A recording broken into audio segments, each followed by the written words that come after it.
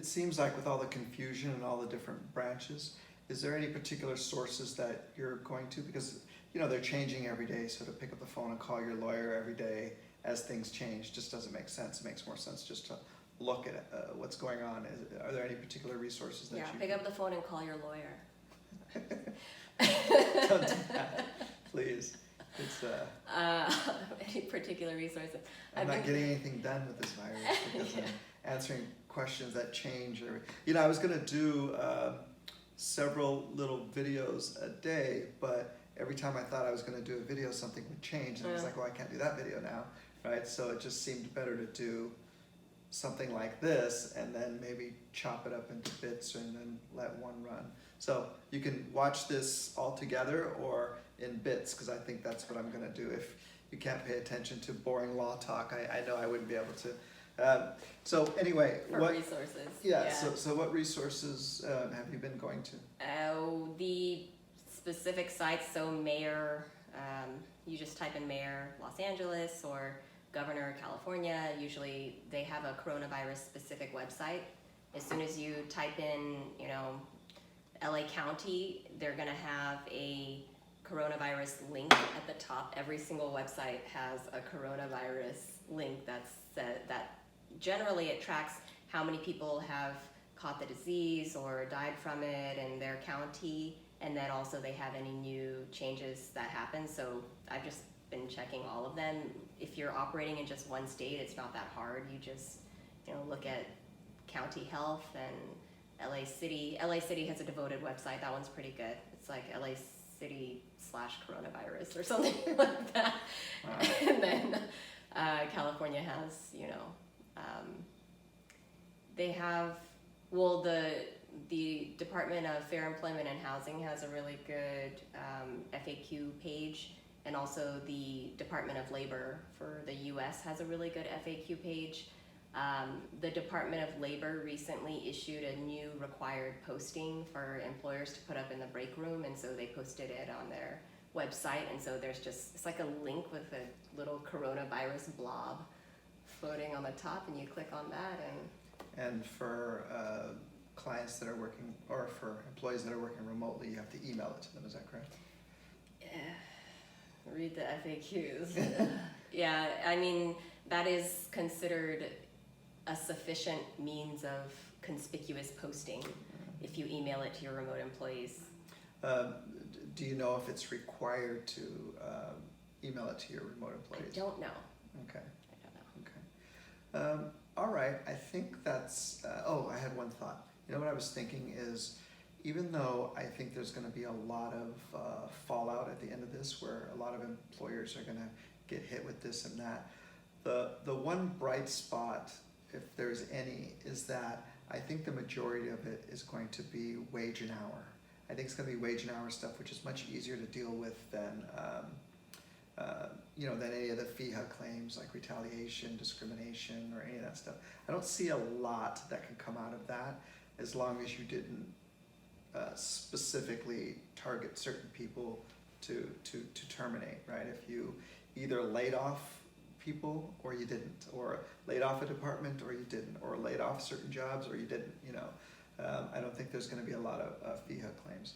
I think it's going to be a lot of wage and hour, and those are a lot of times just math, and so much easier to deal with than when someone says, you know, retaliation or discrimination or sexual harassment or, you know, any of those other stuff that there's just no number you can put on it. It just seems to be what's your ability to pay, and that's how much we're going after, you know. So that's one good news. Anything you want to say? Well, first of all, I really appreciate you doing this. I know you're a busy person, and I know that you're getting calls all the time from all hours of the night from your employer trying to get you to figure this stuff out. So thank you very much, and if there's anything you want to say in closing. Thanks for having me. Yeah. Oh, in closing. I mean, in terms of what you just said about being responsible in all of these claims that are coming available, you know, this proposed ordinance for the city of LA, they included a provision in there for the employer. Not only has the burden of proving that the employee is not an independent contractor, but they also may be liable for attorney's fees. And then there are just, of course, there's an anti-discrimination provision in there, and it kind of opens up that Liability. Yeah. Wait a minute, so there's an attorney's fees provision. For prevailing party. So if you But on what ruling? What specific ruling? it's for the proposed ordinance for increased sick pay in the city of LA to add 80 hours to the existing requirement for 48 hours. So that's the one that hasn't passed yet. That's a potential big one if it passes. Yeah. So we're still not certain if this who this proposed order affects, right? So it's anyone that's employed up to April 1st, right? That would be for any, it was very broad. I mean, this was incredibly broad. April 1st deadline, that's for the federal law, the Families First Act. Mm-hmm. So that one goes into effect. It's 80 hours for any employer who has fewer than 500 employees.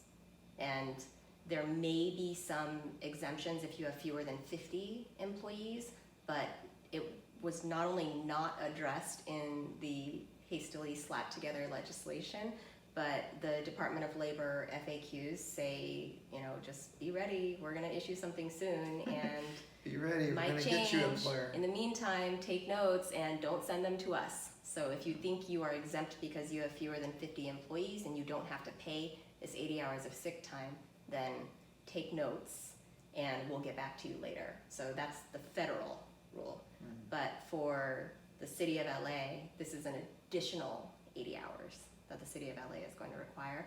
On top of what the feds want. Yeah, the feds, that's April 1st through December 31st.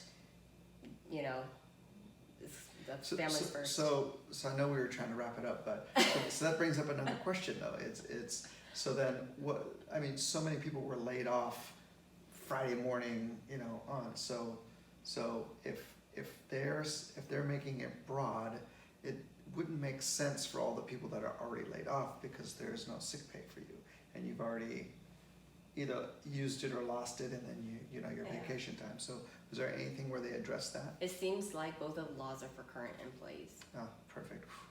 I just couldn't. I just wouldn't be shocked if they were like, hey. I don't want to speak too definitively because nothing is clear. Oh, but thank God. It's like a complete gray area. Nothing is clear. But it seems that federal law is just for, let me just be really clear. So what we know in the Families First Act is that there are two provisions that affect what you'd have to pay out as an employer. And so one is they expanded the definition of FMLA, so the Family Medical Leave Act. So that's broader than it used to be. And then they added those 80 hours of sick pay. So for the FMLA part, the only expansion is that if you have to take care of a kid because their school is closed and they're K through 12, then that's now included in the definition of qualified leave. It used to just be for if you're pregnant or if you have a serious health condition that's been documented by a doctor, that kind of thing. But now they expanded it to include parents. That's that. Then there's the emergency sick pay. So that's the 80 hours of sick pay that the federal government is requiring you to pay. The good news about that is there's 100% tax credit available for employers. So you pay that and then you write it off on your taxes. So that goes into effect April 1st. So you guys will be making interest-free loans. Okay. That's the way I look at it.